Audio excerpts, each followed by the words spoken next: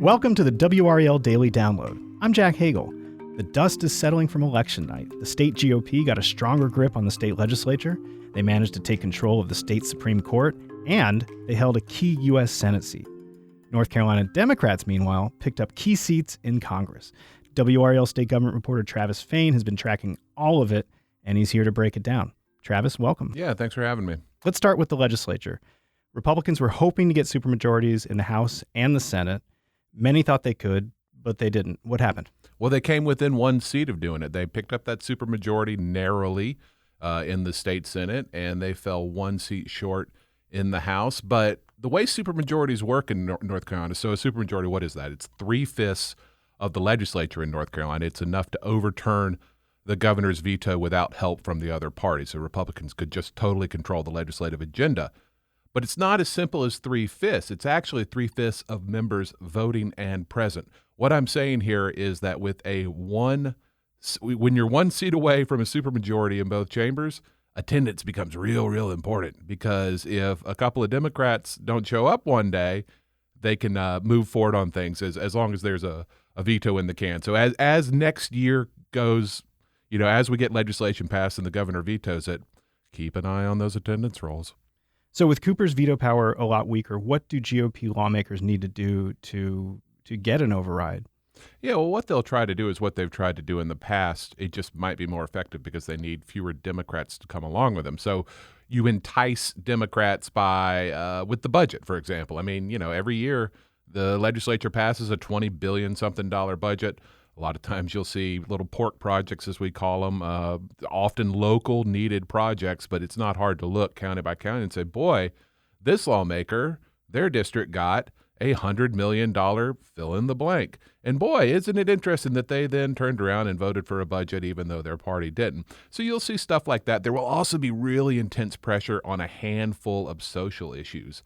Issues that kind of pull fairly well, but Democrats are generally against. Like, for example, limiting how we talk about race or sexuality in schools.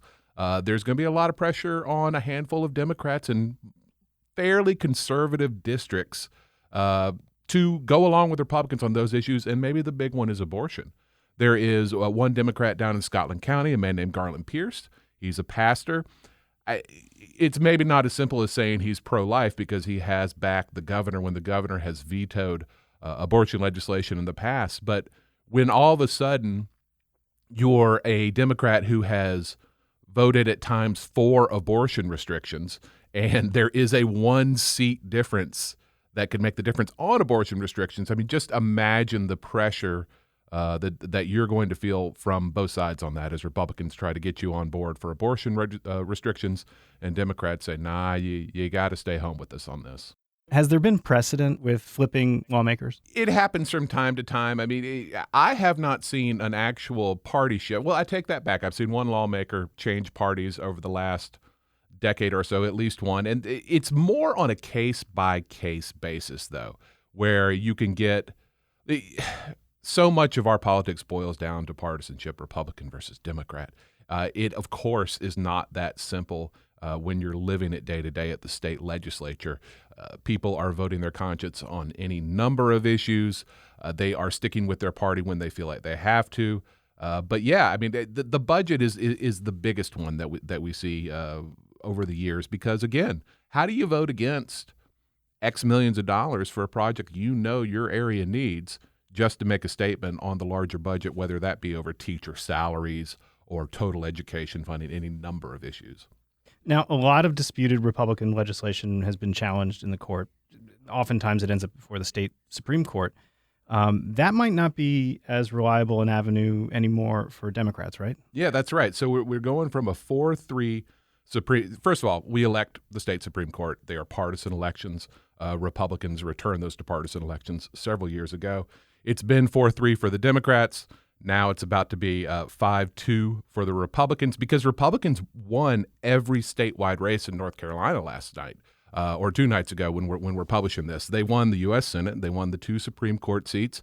They won the 4 Court of Appeal seats. And it's those 2 Supreme Court seats that are a really, really big deal, because most of what goes before the court is, you don't hear a ton about it, but when you do, it is often about power. It is often a lawsuit where either the executive branch, the governor, or the legislature is saying, hey, someone has overstepped. This is actually our power under the Constitution because, of course, the state Supreme Court decides constitutional issues. So education funding, abortion rights, any number of important appointments, and just power over how government runs day to day.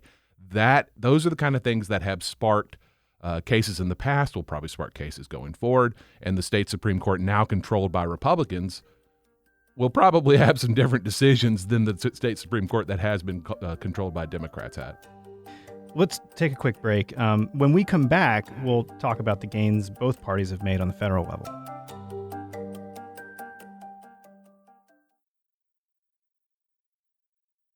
Welcome back to the WRAL Daily Download. We're talking with WRAL state government reporter Travis Fain about what this week's elections mean for the state. Travis, let's look at the federal picture.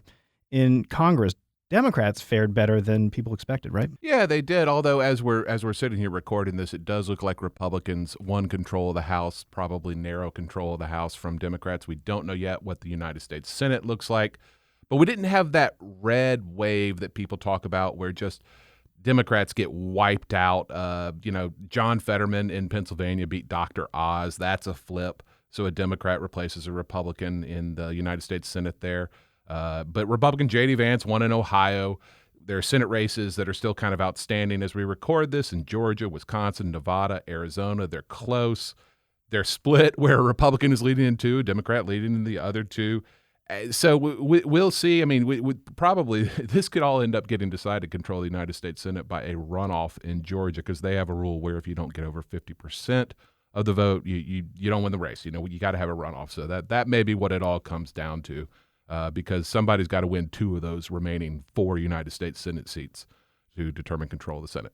Now, in the state, there were a couple really interesting races, some that were closer than expected, some that went to Democrats that were maybe expected to go to Republicans. Tell us about those. Yeah, I mean, the big one was the 13th congressional district here in the Triangle. That was the only real toss-up district. And I don't know.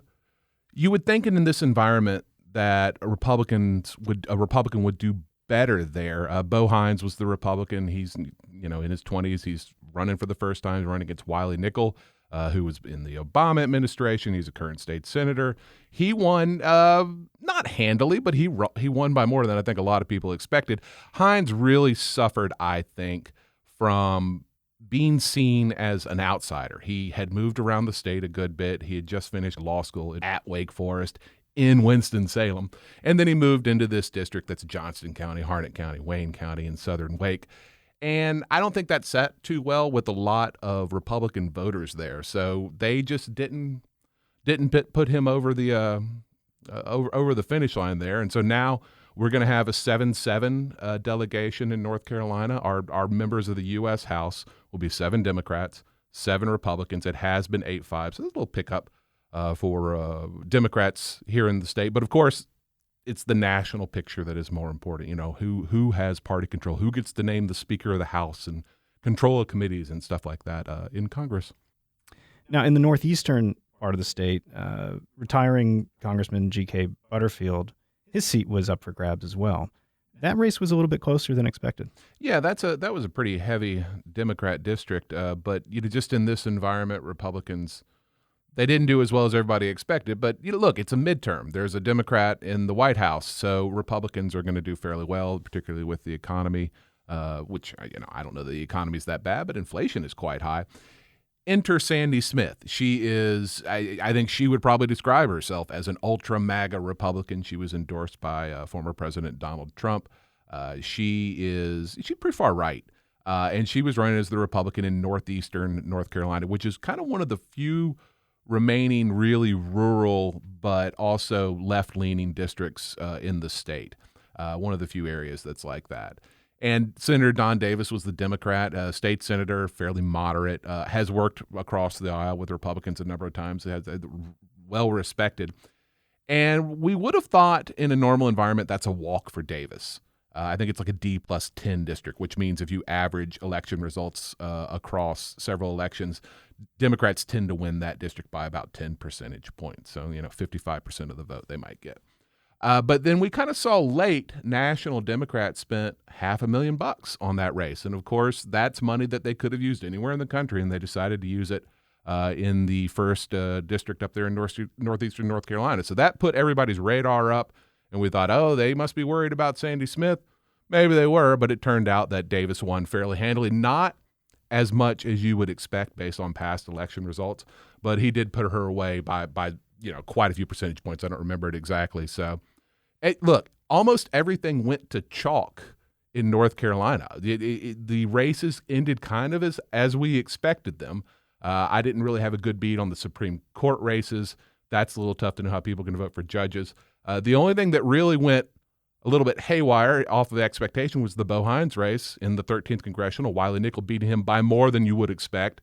But I think that had to do, like we talked about, with Bo Hines moving into the district and just not being the strongest candidate that could have been put forward in that race. Now, in the Senate, Republicans retained a critical seat in North Carolina. That's the one that Senator Richard Burr is retiring from. Yeah, Ted Budd ran strong there. I mean, he had over 50%. That doesn't always happen. He beat former Chief Justice of our state Supreme Court, Sherry Beasley. Budd outperformed Donald Trump. If you look at the percentage of the vote Donald Trump got in 2020, Ted Budd did better. He did better than Tom Tillis did in 2020. He did better, I believe, than Trump did in 2016, not as well as Richard Burr, who he's replacing, did in 2016. But so Ted Budd is a real success story for Republicans. I mean, he's a Trump-endorsed candidate. And I mean, he definitely embraced Trump, but he didn't do it in a manner where some of these other candidates in other states, where they just seem so far right that a lot of people couldn't stomach it, or not enough people could stomach it to vote for him.